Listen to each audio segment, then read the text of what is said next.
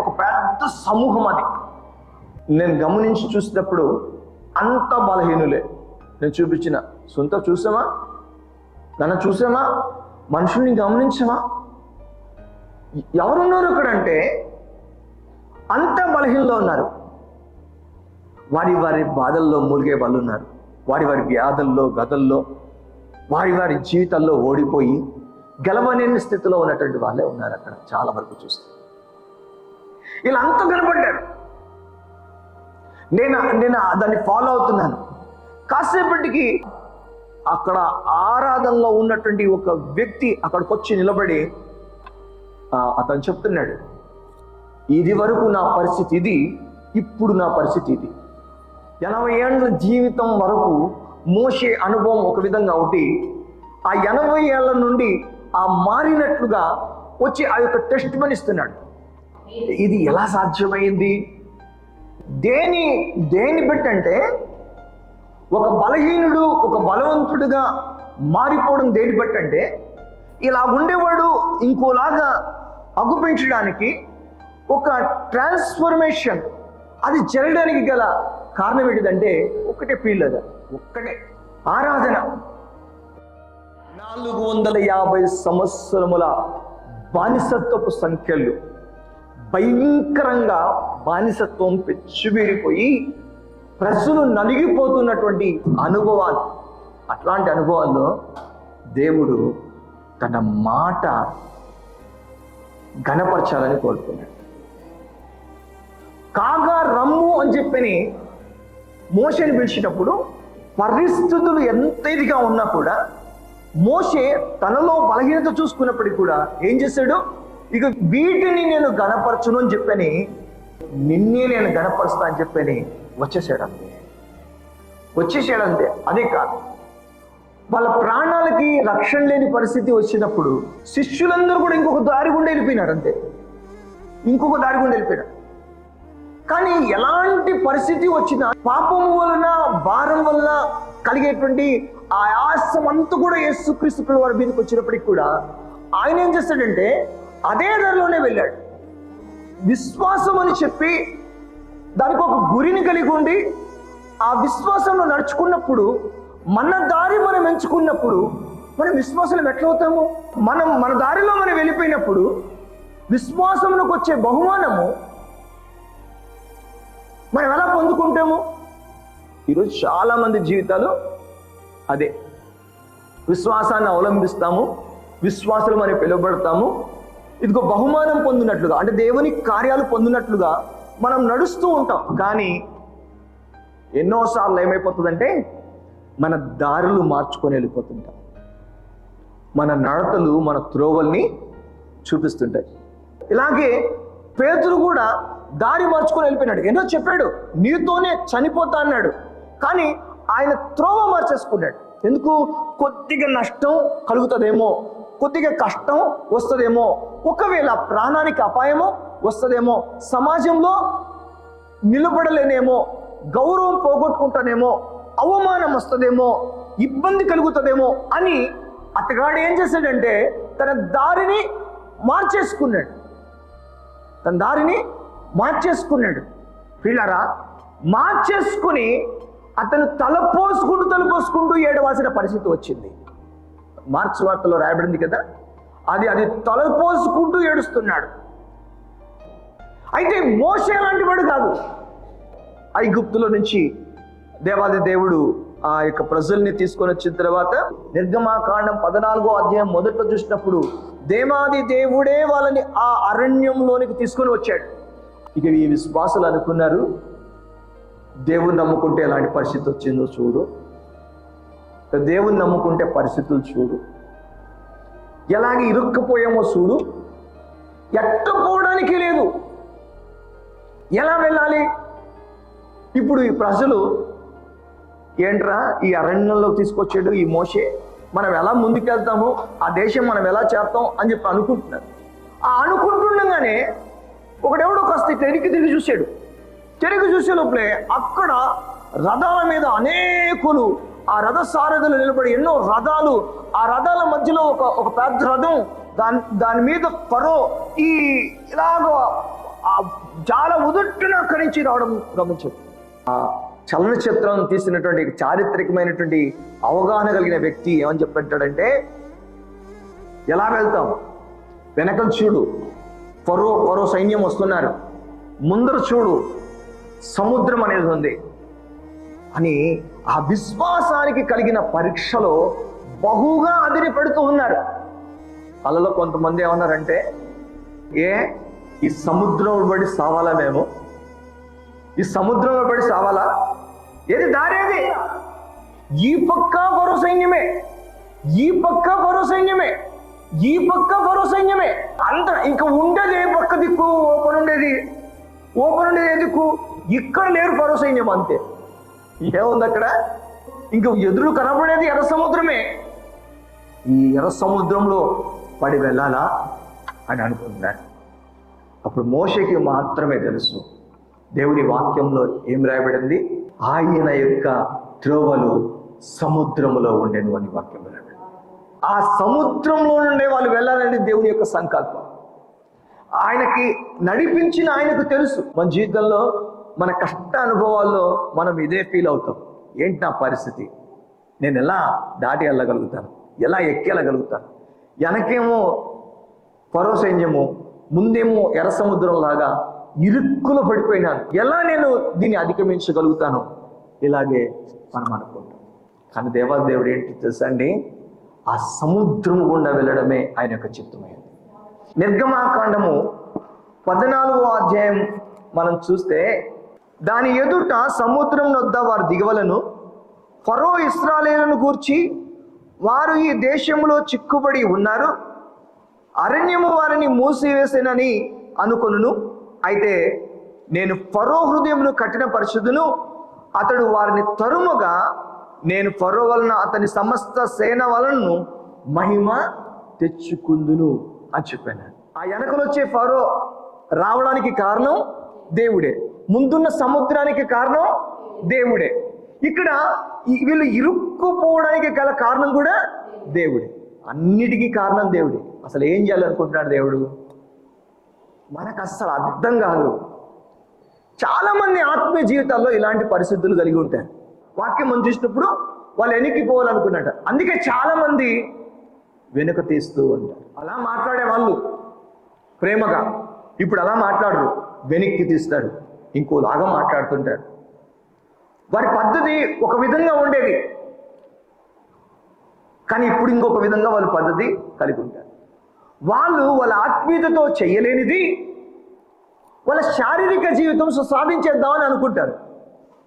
నేను ఇట్లే ఆత్మీయంగా వెళ్తే నా పిల్లల పెళ్ళిళ్ళు ఎట్లయితాయి, నేను ఇట్లే ఆత్మీయంగా వెళితే నాకు మంచి రోజులు ఎక్కడున్నాయి. వాళ్ళు తిరిగి వాళ్ళ మనసులు ఐగుప్తు వెళ్ళిపోయినాయి. కానీ దేవుని యొక్క ఉద్దేశం ఏంటిదంటే వాళ్ళు ముందుకే వెళ్ళాలని చెప్పారు. ఇప్పుడు ఏం జరగబోతుందంటే, ఇట్లాంటి ఒక పరిస్థితిలో దేవునికి మహిమ కలిగే ఒక కార్యం జరగబోతుంది. ఏదైతే సవాళ్ళ మధ్యలో రా అన్నప్పుడు మోషే వచ్చినాడో, ఆ మోషే సిద్ధంగా ఉన్నాడు దేనికి, సముద్రం గుండా ఆ ప్రజల్ని తీసుకొని పోవడానికి. అపొస్తలుల కార్యము 7వ అధ్యాయము 36-37 వచనాలు మనం చూస్తే, ఇతడు ఐగుప్తులోను ఎర్ర సముద్రంలోను 40 ఏండ్లు అరణ్యములోను మహత్కార్యములను సూచక్రియలను చేసి వారిని తోడుకొని వచ్చాను. అరణ్యములోను సముద్రములోను ప్రజలను తీసుకొని వెళ్ళినాడంటండి. అరణ్యంలోను సముద్రంలో, ఆహా, నీ గుండెల్లో ఏం బాధపడ్డావో, నువ్వు ఏమనుకున్నావో, నీ ప్రజల క్షేమం ఎట్ట తలంచినావో, ఆ క్షేమానికి ప్రజలను తీసుకొని పోయి తిరిగినావు కదా, ఆ ఆశీర్వాదానికి ప్రజలను తీసుకొని పోయినావు కదా. ఎంతమంది అనుకుంటాం, నా బిడ్డని ఈ యొక్క స్థితిలో నుంచి నేను తీసుకొని వెళ్ళిపోవాలా, ఈ కష్టాలలో నుంచి నా కుటుంబాన్ని తీసుకొని వెళ్ళిపోవాలా, ఈ బాధలలో నుంచి దాటుకోవాలా, ఎన్నాళ్ళు ఇలాంటి స్థితి, నా బిడ్డలు మంచి చదువుల్లో ఉండాలా, నా కుటుంబంలో కలతలు తీరిపోవాలా, నా కుటుంబాన్ని నేను ఎక్కించుకొని తీసుకొని వెళ్ళిపోవాలా, ఎంతో మంది అనుకుంటూ ఉంటాం. నేనైతే ప్రతిరోజు ఏడుస్తాను ప్రభు దగ్గర, ప్రభువా దాటలేని తీరాలు దాటి వెళ్ళిపోవాలి ప్రభువా. దాటలేని తీరాలని దాటాలి. నా కొడుకుని ఈ స్థితిలోంచి తీసుకొని వెళ్ళిపోవాలి. నా కుటుంబం ఈ స్థితిలో చూడకూడదు. నా జనాల్ని ఈ స్థితిలో చూడకూడదు. నా సంఘముని ఈ స్థితిలో చూడకూడదు. నా బిడ్డల్ని ఈ స్థితిలో చూడకూడదు. నీ ప్రజలు ఎవరు కూడా సిగ్గుపడరు అని నీ వాక్యంలో రాయబడింది. సిగ్గుపడని అని కార్యాలు నా బిడ్డలు, నా ప్రజలు పొందుదురు గాక. హల్లెలూయా. సముద్రం ఎదురొస్తే మింగేస్తాను అన్నట్టుగా సముద్రం వేస్తే సముద్రాన్ని తొక్కి ఆరిన నేలన ఈ ప్రజల్ని తీసుకొని పోయాడండి మోషే. హల్లెలూయా. అతను అడిగిన దానికంటే, ఊహించిన దానికంటే అధికమైన రీతిగా ఆ గొప్ప ఆధిక్యతలో తను కలిగి ఉన్న విశ్వాసములకు బహుమానము తను ఊహకు మించినట్లుగా పొందుకొని ముందుకెళ్ళినాడండి. అట్లాంటి విశ్వాస జీవితాలుగా మన జీవితాలు ఉండును గాక. మనం కూడా అలాంటి గొప్ప కార్యాలు నమోదు చేదుము గాక. మనము కూడా ఆ ఇశ్రాయేలు జనాంగమునకి మోషే ఎట్టివాడిగా ఉన్నాడో మన కుటుంబములకు, మన సంఘమునకు, మన సమాజానికి మనము అలాగా ఉందుము గాక. తన ప్రాణాల మీదకి తెచ్చుకుని పారిపోయినటువంటి మోషే మరలా ఎలాగా ఒక ధీరుడిలాగా వచ్చాడు ఐగుప్తుకి. ఎలా వచ్చాడు? మరలా ఎక్కడి నుంచి పారిపోయినాడో, ఏ ఫరో ఎదుటి నుంచి పారిపోయాడు, అక్కడికి వచ్చి ఆ లోక రాజు ముందర ఎలా నిలబడ్డాడు, ప్రజల విమోచన గురించి ఎలా మాట్లాడగలిగాడు, ఎలాగూ ఆ ప్రజలను తీసుకుపోయేంత వరకు కూడా అంతగా అతని పరిచర్యలో దేవుని చిత్తము తనడెలా ఏమైతుందో దానిలో ఎలా నిలబడగలిగాడు.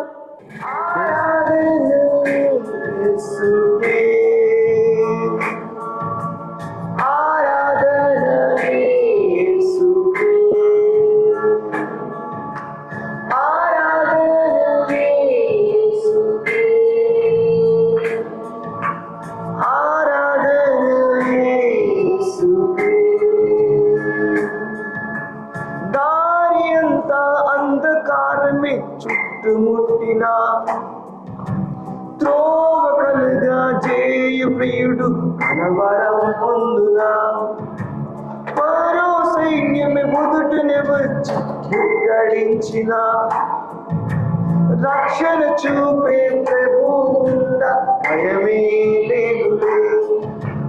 దారి అంతా అంధకారమే చుట్టుముట్టిన త్రోవ కలుగు జేయు ప్రియుడు కనవరం పొందునా. మొదటనే వచ్చి ముట్టడించిన రక్షణ చూపే ప్రభువుండ భయమే లేదులే.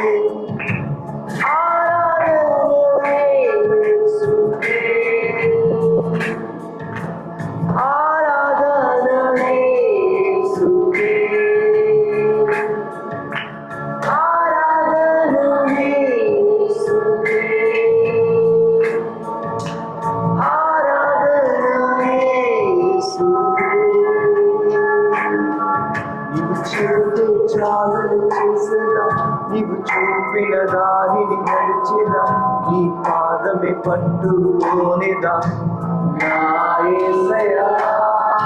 నీవు చెబితే చాలుని చేసేదా, నీవు చూపిన దారిని నడిచేదా, నీ పాదమే పట్టుకునేదా నా యేసయ్యా.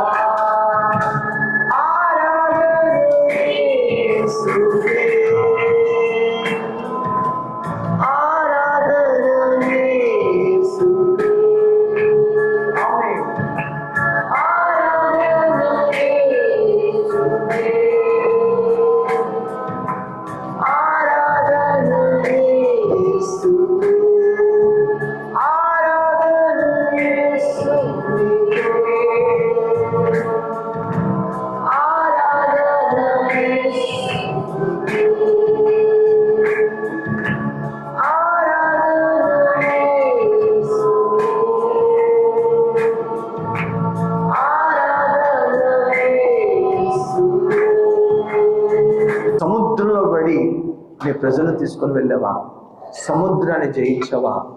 ఎలాగ చేస్తావంటే మోషే చెప్పింది, సముద్రం పైన నిలిచి నడిచిన ఆ పాదాలు నాకు ముందుగా వెళ్తున్నప్పుడు నేను దారిని ఎట్లా మార్చుకుంటాను? నువ్వు నమ్మినావు, నువ్వు దేవుని నమ్మినావు, నీ దారి నువ్వు ఎట్లా మార్చుకుంటావు? నిజంగా నమ్మితే నిన్ను అక్కడ దాకా తీసుకొచ్చిన దేవుడు నీ పిల్లల పెళ్ళిళ్ళు చేయడా? నిన్ను అక్కడ దాకా తీసుకొచ్చిన దేవుడు నిన్ను పస్తు పెడతాడా? నిన్ను అక్కడ దాకా తీసుకొచ్చిన దేవుడు నీ జీవితంలో మలుపులను ఉంచి ఉండడా? నిన్ను తీసుకొచ్చింది దేవుడైతే నువ్వు బలహీనంగా ఏదో ఒక కార్యం చేయాలని చెప్పని నువ్వు పిరికితనంగా ఉండడానికి ఎలా ఒప్పుకుంటాడా?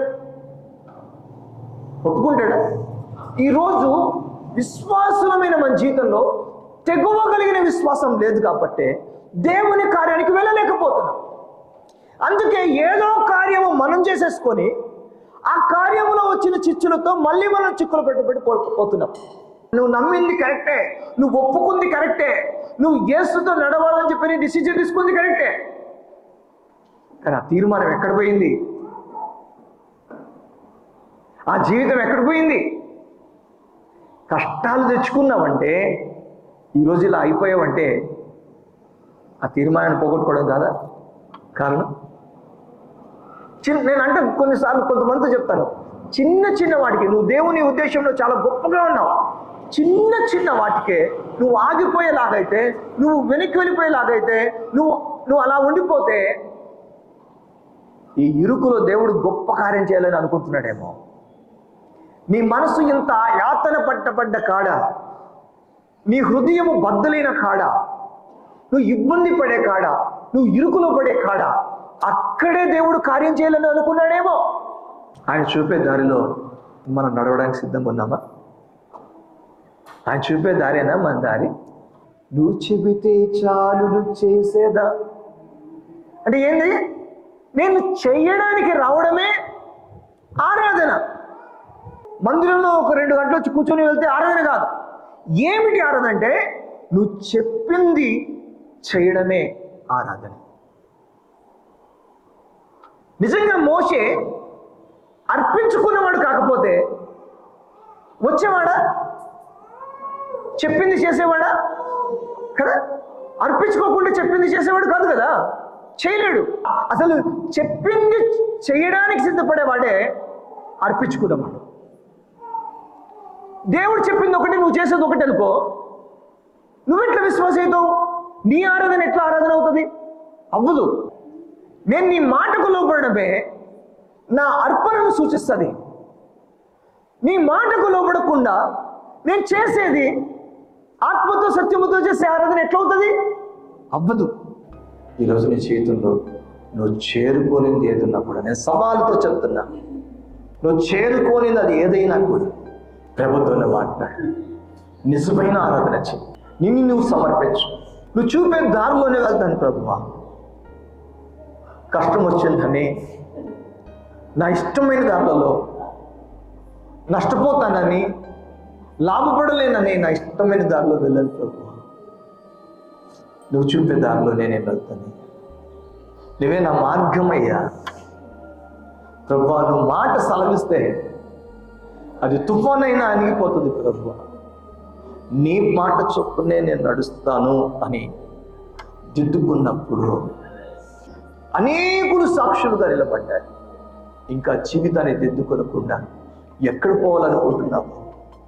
అరణ్యంలో, సముద్రంలో తన ప్రజల్ని దాటించుకొని తీసుకొని పోయాడని మోషే గురించి రాయబడింది. కారణం ఏంటో తెలుసా? దేవుడు సెలవిచ్చిందల్లా చేయడానికి మోషే ఇష్టపడతాడు. అయ్యా మాట్లాడయ్యా, నీ దాసుడు ఆలకించుచున్నాడు. నువ్వు మాట్లాడు ప్రభువా, నేనంటూ నడుస్తే నీ మాట వల్ల నడుస్తాను ప్రభువా. అది ఎర్ర సముద్రమైన యొర్దానైనా, అది అరణ్యమైనా, అది ఐగుప్తైనా, అది ఏదైనా సరే ప్రభువా, నీ మాట చొప్పున నడుస్తాను అని చెప్పిన వాడు మోషే. రా, ఎదుటేం నిలబడినా నాకు సమస్య కాదు, నువ్వు మాటని రిలీజ్ చేయి, నువ్వు సెలవేయి అని చెప్పినటువంటి వాడు. దేవుని వాక్యంలో మార్గాన్ని చూసుకునేవాడు మోషే. కనుకనే అద్భుతంగా సముద్రం దాటుకొని వెళ్ళాడు. అద్భుతంగా సమస్యను దాటుకొని వెళ్ళాడు. అద్భుతంగా విషమ పరిస్థితులను ఎదుర్కొని ముందుకు వెళ్ళిపోయాడు. అన్నిటినీ అధిగమించి ఉన్నాడు. ఈరోజు నీ జీవితం ఏంటి? ఈరోజు నీ జీవితం ఏంటి? ఈరోజు నీ విధేయత చూపుతున్నావా? ఒక్క నిమిషం పరిశీలన చేసుకో. ఎలాగున్నావు నువ్వు?